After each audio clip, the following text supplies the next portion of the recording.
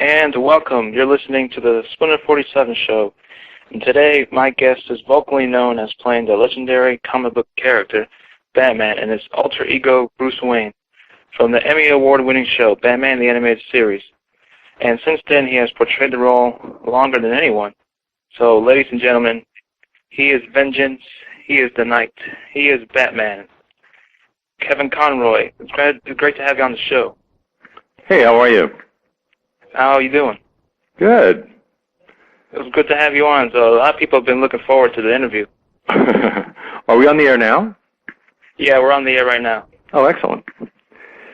Excellent. So, we might be getting some calls, so if you don't mind taking some questions. Oh, sure. All right, then let's just start off with this question. So what influenced you to become an actor?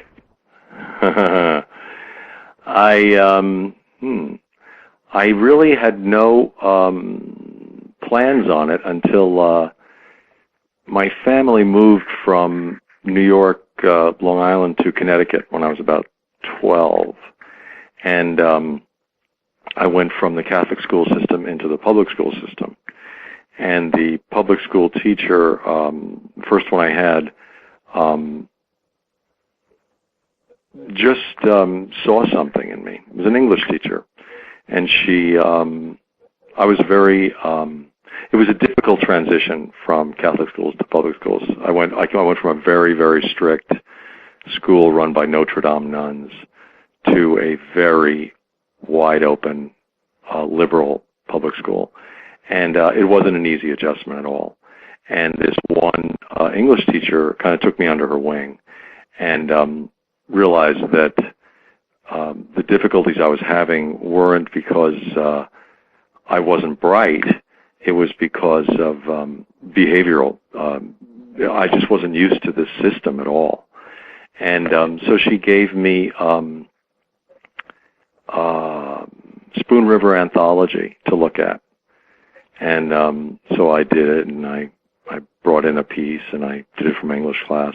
And she kind of used it to get me out of my shell, out of my because I was very, very quiet, and I was having a real hard time adjusting to public schools. And I did such a good job at it that she encouraged me to audition for the school play. And, I was 12. And so I did. And I got the lead. And then she encouraged me to audition for the local high school. It's in Connecticut. Had a very prestigious acting program called the Staples Players. They were quite well known in Connecticut, and so she encouraged me to try out for them when I went to high school there. And I ended up getting the leads in the plays there. So it was because of the mentoring of one specific English teacher as a way to combat my inability to really adjust to a new school system. And it really took over my life. I became very involved in the acting program in the high school, all through high school. And to the point where I left high school a year early. I did so well in all my other classes, I ended up graduating a year early and auditioning for Juilliard and going to Juilliard when I was 17 on a full scholarship. And I moved into New York and never went back to Westport. I just started acting in New York when I was 17. So it was really because of the encouragement of one specific teacher and seeing that my troubles weren't due to a lack of intelligence or interest. They were because of difficulty adjusting. And theater really became my venue for fitting in a way. And I think that's not unusual for a lot of actors I've met. A lot of actors I've met have had similar experience, actually. Okay. So since you attended Juilliard after that, right. How'd you get involved with voiceover animation work? Well, that was really accidental. I mean, I worked in the theater in New York. I worked for Joe Papp at the Public Theater. I did Broadway, off-Broadway. Did national tours for John Houseman and Broadway tours. I did, what your average New York stage actor does. And then I went to L.A. to work on, I did a series called Tour of Duty, which is about Vietnam in the late 80s. And that brought me out to L.A., and I had been doing commercial voiceovers on the side. And my commercial voiceover agent, while I was in L.A., suggested I go meet with the people at Warner Brothers because they were doing this new animated version of the Batman legend. And I had never done any animation before. I'd never done any animation voices. And actually, I had a very limited experience in terms of background with animation because, I came from a very sort of, I don't know, I guess it was traditional Catholic schools as a kid, and we didn't have comics or anything like that. It wasn't encouraged. So I really had a very limited exposure to it. And so it was all new to me, and I think that was really why I got it, because I had no preconceptions.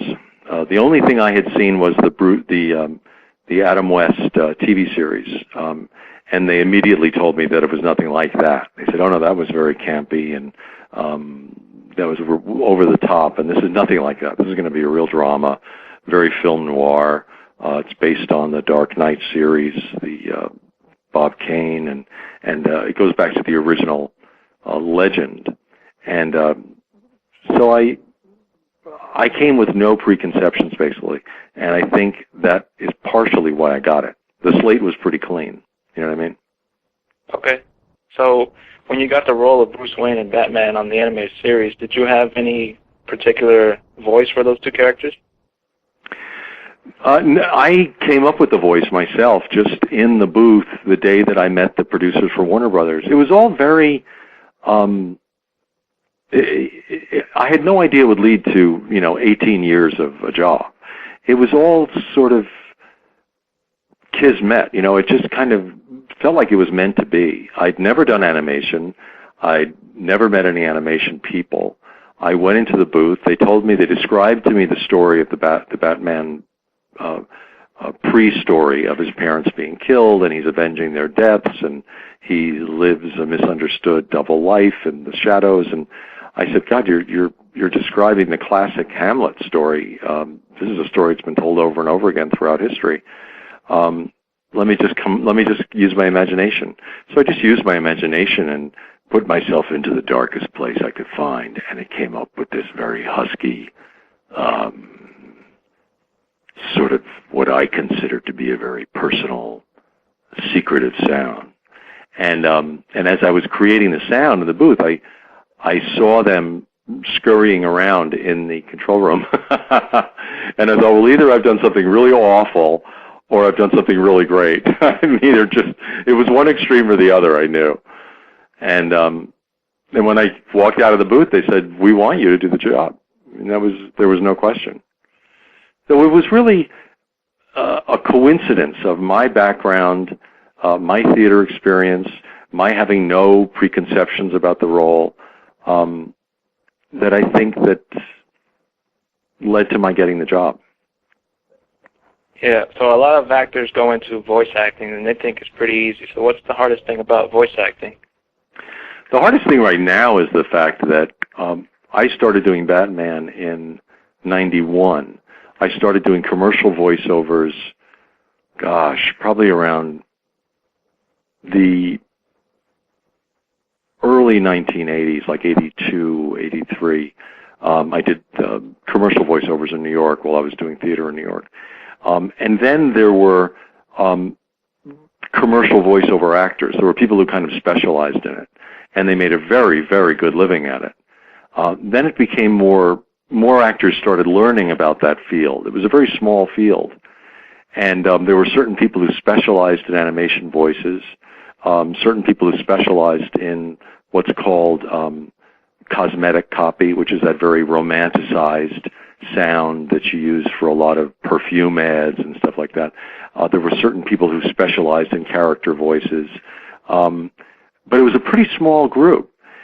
Then it got bigger as more actors realized how much money there was in it. So more and more actors started to want to do it. And then around the mid-'90s or the late '90s, they started casting stars in a lot of these roles. They call it stunt casting. And the audience doesn't recognize the voice necessarily, but the clients love the fact that Donald Sutherland is selling their car, or James Spader is selling their car. You know what I mean? The clients love it. But even though the audience may not have a clue who the voice is, the clients just eat it up.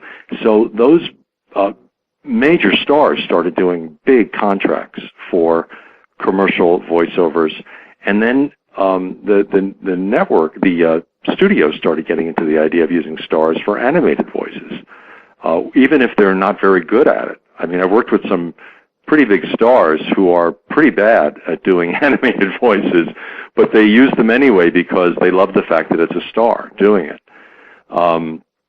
So right now, to get back to your original question, advice to people now getting into the field, it's incredibly competitive, much more competitive than it ever used to be, and they tend to want people with name recognition, which is ironic, and it doesn't really feed the product at all. And they're not necessarily the best people to do the job. They just love the fact that it's a name doing it. So it's much harder now than it ever was. All right. We have some calls in. You want to take a call? Sure. Okay. Let's see. Area code 601. You're on with Kevin Conroy. Hello? Hey, how you doing? Hi. You have a question? Yes, sir.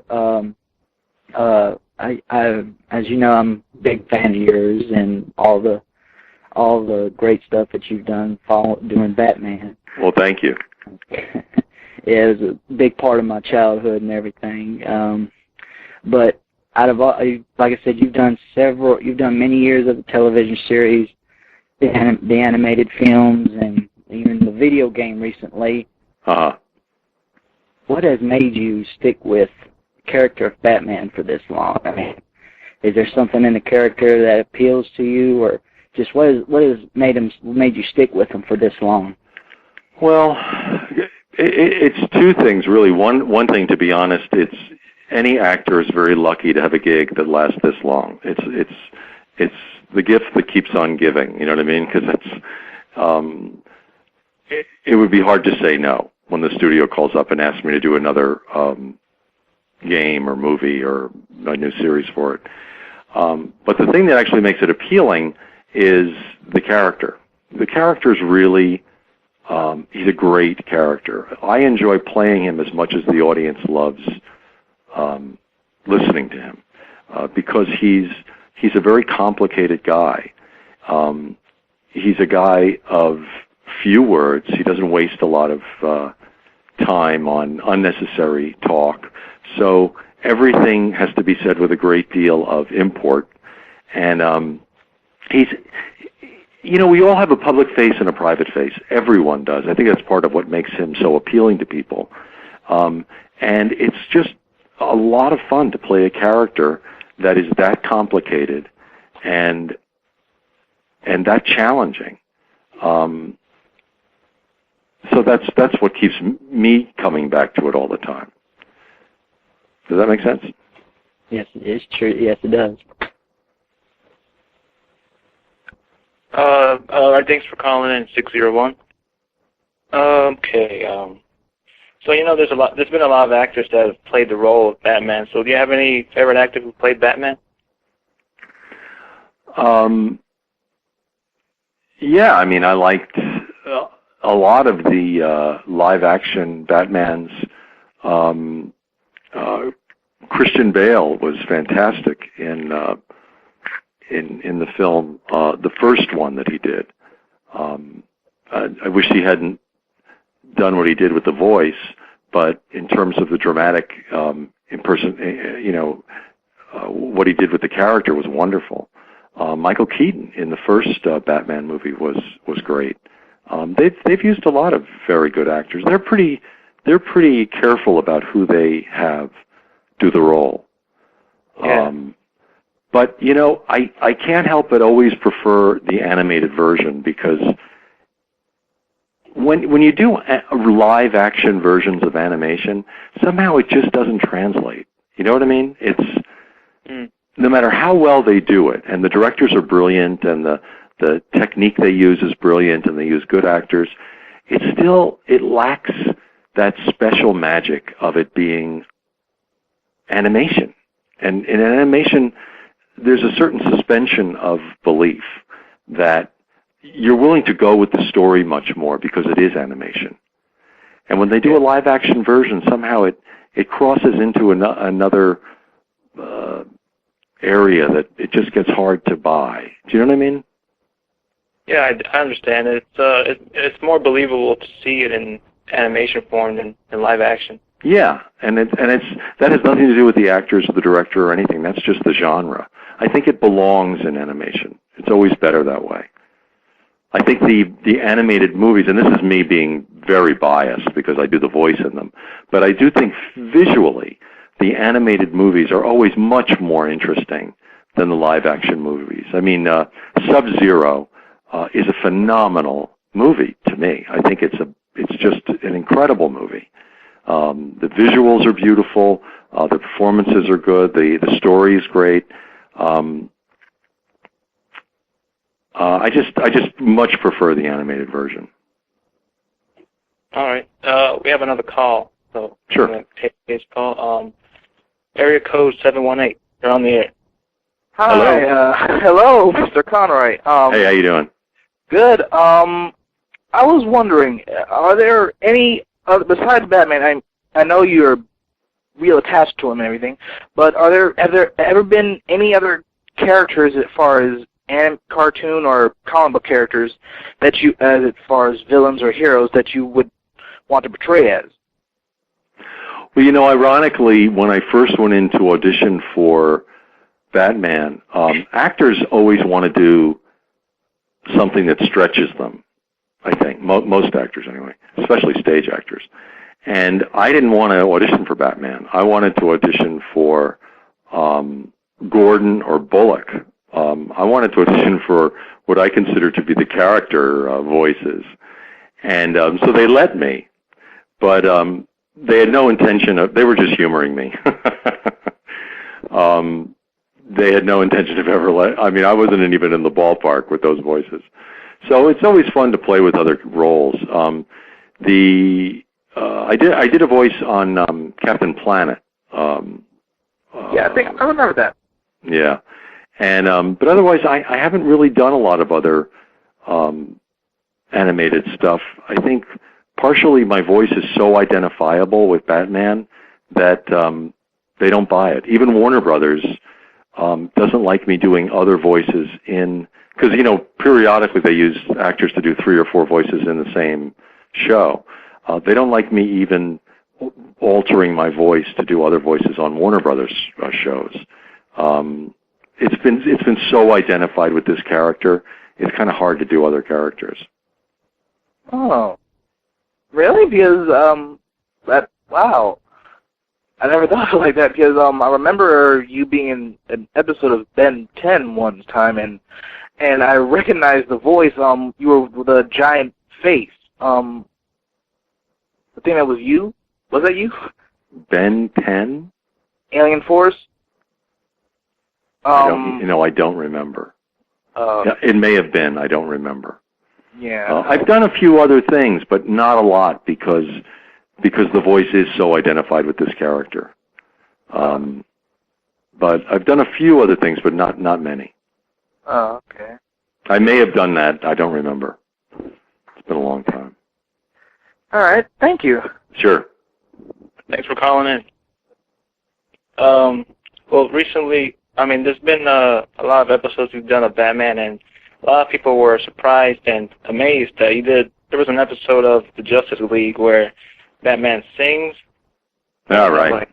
Well, that was kind of done as a goof because Andrea Romano, who is the has been the director of all the Batmans and the movies and everything, knows that I sing and I enjoy singing. So she had always been looking for a way to work it into the story somehow. So she told Bruce Timm, and they thought it would be great if they worked it in as I had to pay off this debt to Cersei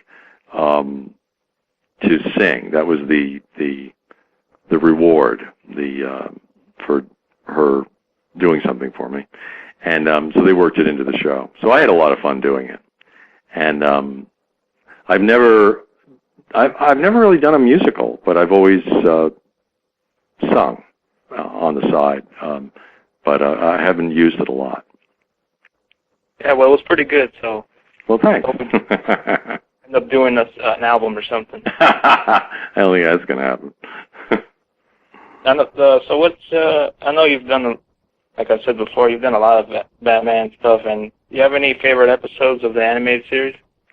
My favorite I have a lot of favorites, but the one I think that was the most interesting for me to do was, and visually is beautiful, is Perchance to Dream. Batman is drugged, and he goes into this alternate sort of consciousness, and a lot of it is in black and white. So it's a very noir look to it, which is really unusual for animation. And I got to do the voice of Batman Bruce Wayne, young Bruce Wayne, and Bruce Wayne Sr., my father, and the drugged Batman. And all 5 voices had to be believably related, but distinctly different. And most of the episode was me doing scenes with myself, young Bruce Wayne with old Bruce Wayne, or, that kind of thing. Or Batman struggling with himself with Bruce Wayne. And Andrea let me do a lot of the episode in real time. So I got to switch from voice to voice, playing these scenes with myself. So that was a lot of fun. It was very challenging, and it worked out really well. I think it's a very good show. Cool. We have one more caller left, so sure. Get to him. Area code 870. Hello. Hello, Mr. Conroy. How you doing? I've been a huge comic book fan my whole life, and Batman's been my favorite, and this is like a real honor for me to ask you a question. Well, thank you. Yeah, Batman's been a huge part of my life. I gotta ask, besides the animated series, like, animated series, movies, video games, or some of that, what's been your favorite Batman project to voice? Well, I like I just described, Perchance to Dream was a lot of fun. But Sub-Zero was really a good movie. I really enjoyed doing that one. Batman, he's a guy of few words. So the voice actor doing him, there are often episodes where I really don't have a lot to contribute, which is frustrating. So when I do have more to contribute, it's more rewarding for me. Sub-Zero I had a lot to do in, and Perchance to Dream. The most difficult stuff to do are the games, because you're basically in a booth for 4-hour stints alone, doing, thousands of different versions of lines depending on how the player plays the game. So you have to record every possible combination depending on how they, what avenue they go down in the game. And those, people don't realize how mind-bending that is to do, because it's just you alone in a booth, literally for 4-hour blocks of time, usually over 2 days, just doing line after line and doing 3 or 4 versions of each line. You kind of go crazy. So the games are the hardest thing to voice, absolutely the hardest. And the most fun, I would guess, were the ones where I had the most fun with the actors. Mark Hamill is a great friend and an enormously talented guy, and a great actor to work with. He's a lot of fun. We always have great bookings together. So I love working with Mark. Arlene Sorkin, who's Harley Quinn, she's great to bounce off of. We always have a lot of fun working together. Dana Delaney played my love interest in one of the Batman movies. She was great to work opposite. So it depends on who the actors are. There's Warner Brothers uniquely always has all the actors in the studio together. They like to do them as like radio plays. So we do the recordings sort of in real time, working off of each other. Disney, DreamWorks, a lot of the other studios, they like to record each voice separately because that way they have complete control over the sound quality for each performance. So in terms of the technical aspect, it's easier for the technicians, but in terms of the dramatic aspect of the quality of the performance, it's never as good. And I think that's why Warner Brothers likes to get everyone together. So depending on the cast, that would strongly affect which one I found to be the most fun. And anything with Mark Hamill in it, we always have a blast together. So any of the Joker ones are always the most fun to do.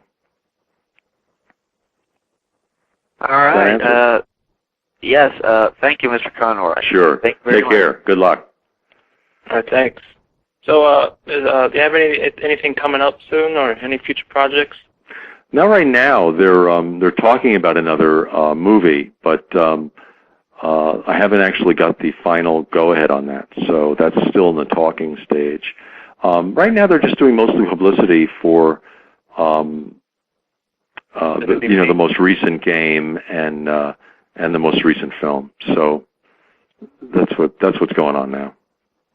All right then. Well, Kevin, thank you so much for doing the interview. Sure.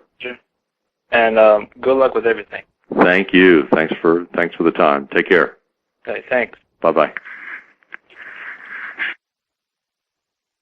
This is Splinter47 show, as you already know.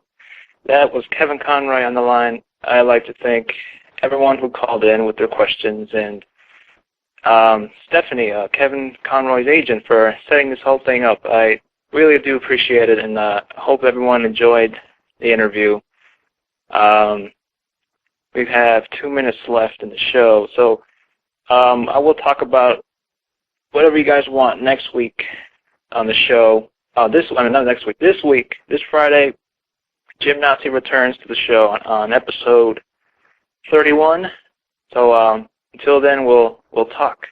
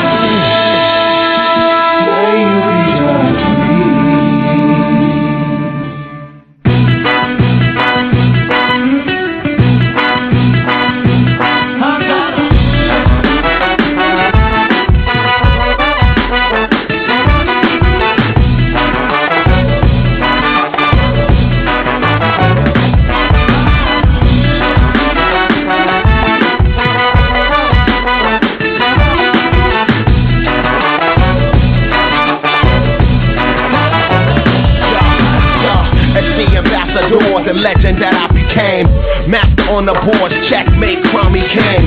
Came a long way from sketching my teachers in the class to being one of the leaders in this rap.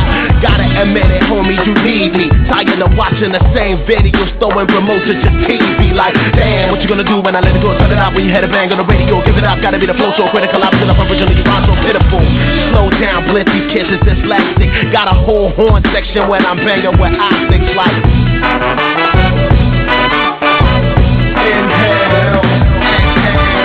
Nobody thought that I'd make it to Rob's finest. No labels, no budget, no major co-signers. Just the heart that knows no defeat. You better apologize if you dream of knocking blades off in your sleep. Not just you, just you, just you, just you, you realize. Inhale, exhale. All my homies is waiting and exhale. Just we, just I.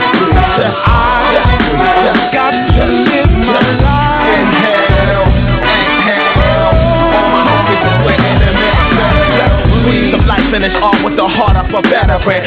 Suicide, a classic album, as cool as I ever been. Tell your baby mamas, I promise that I'm the best here. Ringtone clones, my rhyme is a breath of fresh air. Who the hell wanna with blitz far from the underdog? 16 bars better than your whole catalog. This is for them college grad boys and them duffel bag boys stacking your paper.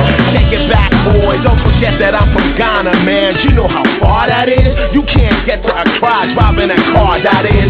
Just imagine the type of fire that burned in my chest. You got a city behind you, I got it counting a yes, yes. The best is the best I kid. No, he didn't. Yep, I did. And you should bow down to the greatest alive. Talk about taking it back, I took you forward. Now just use it, just use it, just use it, just use it.